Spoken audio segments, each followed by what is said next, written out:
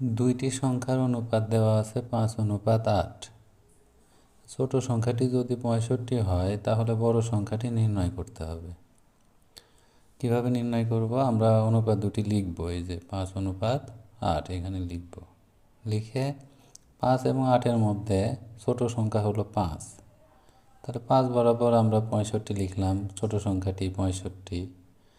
তাহলে এখানে লক্ষণীয় 5-এর কত গুণ 65 হলো? 5-এর 13 গুণ 65 হলো।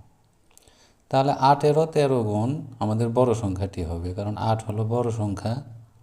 যেহেতু 5-এর 13 গুণ ছোট সংখ্যাটি হয়েছে, তাহলে 8-এর 13 গুণ বড় সংখ্যাটি পাবো। তাহলে 8-এর যদি 13 গুণ করি তাহলে হবে আমাদের 104। তাহলে আমরা বড় সংখ্যাটি পেলাম কত? 104। তাহলে উত্তর হলো 104। একইভাবে 2 নম্বর অঙ্কটি আমরা দেখতে পারি। দুটি সংখ্যার অনুপাত দেওয়া আছে 8:7। এখানে পূর্ব রাশি 32 হলে উত্তর রাশি কত? পূর্ব রাশি হলো প্রথম সংখ্যা আর উত্তর রাশি হলো দ্বিতীয় সংখ্যা। তাহলে আমরা অনুপাত দুটি একইভাবে লিখব, এই যে 8:7। তাহলে আমরা 8-এর নিচে লিখব 32, যেহেতু পূর্ব রাশি 32। তাহলে এই অনুপাতে তো পূর্ব রাশি 8, তাহলে 8-এর নিচে আমরা 32 লিখব।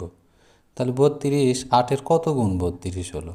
8-এর 4 গুণ, 4-8 32। তাহলে 7-এর 4 গুণ আমাদের উত্তর রাশি হবে।